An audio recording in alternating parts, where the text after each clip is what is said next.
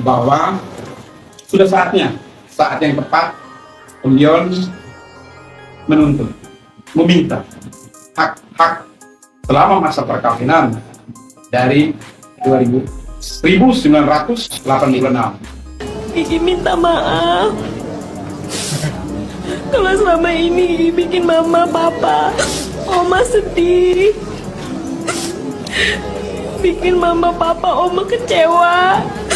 Gigi minta maaf. Waktu lebaran saya ucapin selamat lebaran, maaf lahir batin tidak ada yang jawab. Raffi, Bari, Gigi, Carita, Amelia, yang Lala segala macam tidak jawab. Ini tolong disiralkan. Itu awalnya, jadi main-main, udah ya sambil kerja, sambil ngurusin anak. Karena kan aku harus hidup, anak-anak harus sekolah. Karena udah sama sekali nggak dibiayain sama keluarganya. Jadi papanya. benar-benar the real single mom ya, Yes. single fighter. Ya harus lah, bisa kita kan, bisa kan? Bisa kan? Tapi 20 tahunnya itu loh, kok lama banget ya, 2 dekade. Apa yang membuat kok jadi 20 tahun? Tapi akhirnya kan happy ending kan?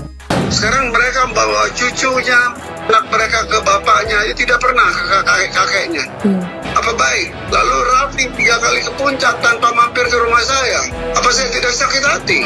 Gini, ketika papanya meninggalkan kita, aku mencoba untuk tadinya kan aku tuh nggak boleh kerja, nggak boleh apa, nggak boleh ngapa-ngapain tuh nggak boleh. Jadi kayak burung dalam sangkar ceritanya dulu awalnya. Jadi begitu sudah pisah sama papanya, kebetulan mertuaku tuh baik banget. Jadi sebenarnya aku tuh pisah sama papanya itu tidak divorce, cuman pisah. Karena mamanya tuh udah bilang sama aku, mama nggak mau dengar kata cerai ya. Oke, mama ngurus papanya, ngurus Dion, kamu ngurus anak-anak. Itu, jadi kita pisah aja. Akhirnya cuman begitu. Jadi akhirnya kan aku karena udah pisah ya kita nggak diurusin lagi dong. Otomatis aku harus kerja. Jadi apa yang menjadi hak Om Dion tentunya yang kami perjuangkan di sini. Kira-kira begitu ya Om Dion ya. Jadi gini ya, dari Om Dion tentunya ada beberapa harta selama perkawinan itu, ada rumah, ada aset dari usaha. Usaha itu yang lama ini bagaimanapun juga yang namanya suami istri masih dalam terikat perkawinan, tentunya itu harus dibicarakan bersama. Oh, pada akhirnya kan mereka juga udah selesai. Niat baik itu ditunggu Om Dion sampai dengan kemarin itu tidak ada pembicaraan dari Ibu Rita. Om Dion dengan terpaksa datang ke kantor sini meminta saya sebagai kuasa hukum untuk mengurus seluruh aset-aset selama mereka bersama. Di luar itu kita tidak masuk semua bersama. Dapat semua itu nanti para aset tahu semuanya, kalau saya tidak tahu semua jumlah aset bagaimana begitu. Ya, mungkin privilege. Oke. Itu rumah seperti ya. Bayaran rumah itu. Jadi mau bahagia lah selama perkawinan. Kita pisah aja. Akhirnya cuman begitu. Jadi akhirnya kan aku karena udah pisah ya kita nggak diurusin lagi dong. Otomatis aku harus kerja. Oh gitu. Nah itu awalnya kerja itu aku awalnya manajerin Niki Asria. Itu aku belajar kerjanya di situ. Itu tahun berapa Mas? Asli tahun tunggu anak-anak itu tunggu Gigi 98. Pokoknya anak-anak kelas 4 SD kalau nggak salah ya. Ya sekitar 98 Gigi itu 88 98 ya, Gigi umur 9 ya sekitar 98 99 lah. Oke. Tahun-tahun gitu lah. Langsung kerja tuh ya. Langsung cari kerjaan. Cari kerjaan ya manajerin yang teman-teman udah kenal dulu. Lu mau nggak gue urusin gitu aja awalnya. Sandy Nayuan tuh. Semua. Aku manajerin Sandy sama Niki. Oh, dua awalnya. penyanyi itu. Sambil aku main sinetron. Oh, main sinetron juga? Iya dulu aku main Keluarga Cemara, Satu Kakak Tujuh Orang kan sama Sandy semuanya bareng-bareng gitu loh. Lalu setelah memutuskan ingin memperjuangkan aset-aset tersebut, apakah sudah ada perhitungan jatahnya Om Dion berapa, jatahnya Mama Rita berapa? Nah, itu nanti Begitu ya Bang? kan kalau secara keseluruhan sudah ada dalam bayangan kami ya. Namun itu kan akan dibagi dua semua itu. Harapan saya Ibu Rita, Om Dion di usia yang tidak muda lagi, marilah kita menundukkan kepala, tidak usah berbesar hati, tidak usah keras hati ya, tidak usah keras hati, yang hak menjadi hak, yang batil menjadi batil, itu saja harapan saya sebagai kuasa hukum.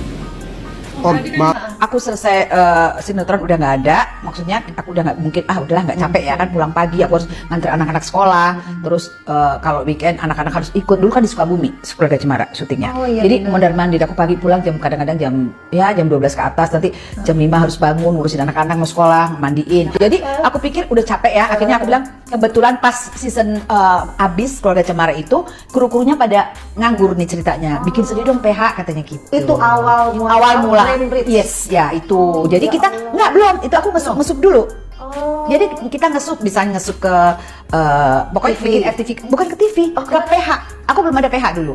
Jadi bikinnya, jadi aku punya kru, punya alat, pokoknya punya alat, punya kru, pokoknya itu kita ngesup. Jadi misalnya dari PHA dapat kerjaan, kita yang ngerjain. Oh ya Allah. Awalnya begitu. Bener-bener dari nol ya? Dari nol. Alat satu itu juga nyicil. Aku benar-benar dari nol. Beli kamera satu, beli mesin editing satu. Jadi aku bikin kantornya di sebelah rumah. Bukan di rumah, dalam rumah, tapi sebelahnya tak pakai buat kantor. Kru semuanya tidurnya di lantai di ruang tamu. Jadi mereka kan krunya dari Sukabumi ya. Jadi mereka tak tampung di situ aja. Jadi kita anak Gigi Caca tahu lah itu. Jadi ini bener-bener Bener-bener. orang nyangka kayaknya nih No. kaya raya tuh berarti mungkin dari kakeknya. Enggak sama sekali. Itu dari keringat asin gitu. Nol dari keluarga, pokoknya nggak ada. Nol dari nol. Jadi usahanya begitu benar-benar gitu. Jadi memang ditinggalin rumah satu itu, kita tinggal rumah itu bekas mertua aku. Nah itu tak pakai buat tempat tinggal, tak pakai buat kantor. Wow. Itu. Jadi apa key of success-nya tiba-tiba bisa menjadi PH Frame Bridge kan siapa yang nggak tahu? Amin, ya, masya Allah. Iya. kan? Jadi kalau aku pikir, aku kan awalnya ngesup ya. Terus udah gitu kayaknya kok udah bisa bikin sendiri nih. Jadi sempat di sini aku ngesup ke Sinemat tuh, ke Pak Leo tuh awalnya. Terus lama-lama kayaknya gue harus bikin sendiri gitu loh. Mencoba untuk bikin sendiri, makanya jadi Frame Bridge. Kebetulan kolaborasi sama Pak Sentot.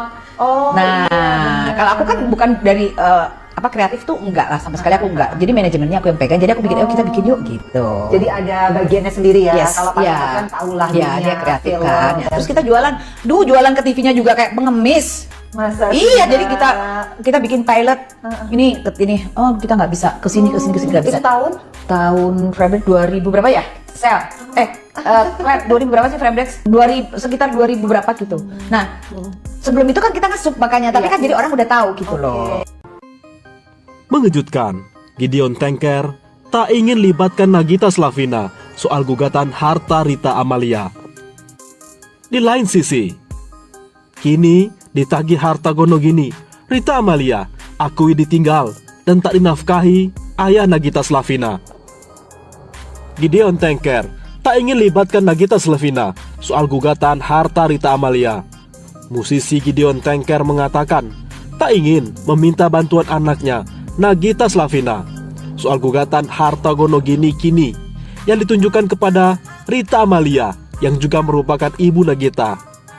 Menurut Gideon Tanker, soal gugatan yang direncananya akan dilayangkan kepada Rita Amalia merupakan masalah orang tua.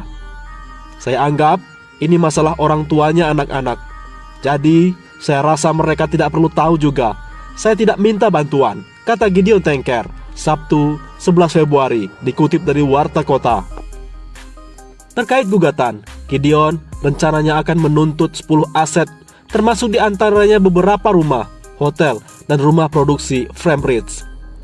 Gideon Tanker juga berencana mengajukan tuntutan pembayaran ganti rugi pada gugatan perdatanya kepada Rita Amalia, mantan istrinya. Kalau total hak saya di Frame Bridge, nggak tahu, belum hitung. Cuma ya, 20 tahun Frame Bridge berjalan, saya tidak mendapat apa-apa, ujar Gideon Tanker.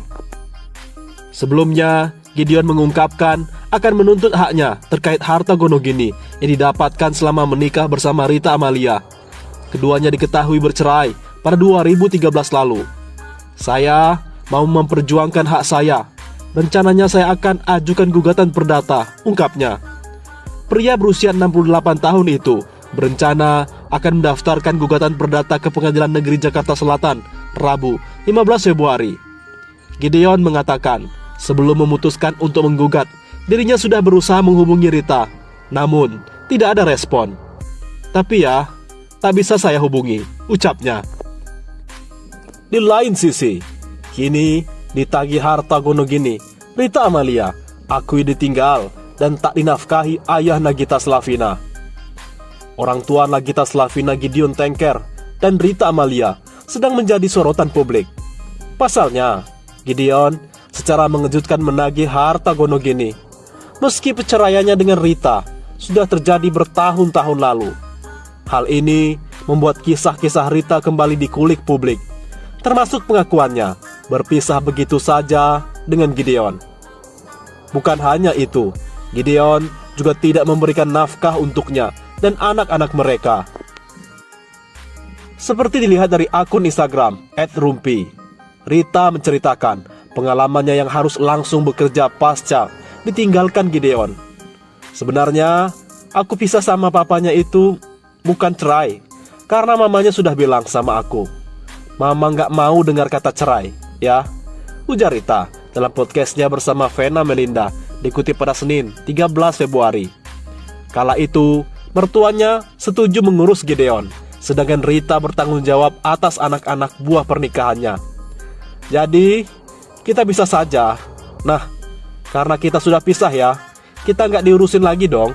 Otomatis, aku harus kerja. Nah, itu awal-awalnya, kata Rita. Rita menyebut, peristiwa pilu itu terjadi di akhir tahun 90-an.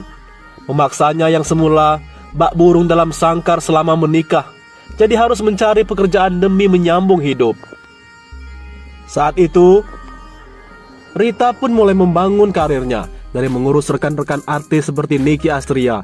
Kemudian, Rita juga mencoba peruntungan sebagai artis sinetron. Langsung cari kerja, manajerin teman-teman yang sudah saya kenal, sambil saya main sinetron. Itu awalnya ya, sambil kerja, sambil ngurusin anak, ungkap Rita dengan begitu ceria, seakan pekerjaan sebagai ibu tunggal itu tidak memberatkannya. Rita pun mengaku melakukan semua dengan tulus, semata demi membesarkan anak-anaknya. Karena kan aku harus hidup, anak-anak harus sekolah, dan sudah tak dibiayai sama keluarga papanya, jelas Rita. Vena sebagai pendengar cerita pun tak kuasa menahan pujiannya. The real single mom ya. Yes, buktinya bisa kan kita, tandas Rita. Sedikit menyentil status Vena yang saat itu masih sesama ibu tunggal.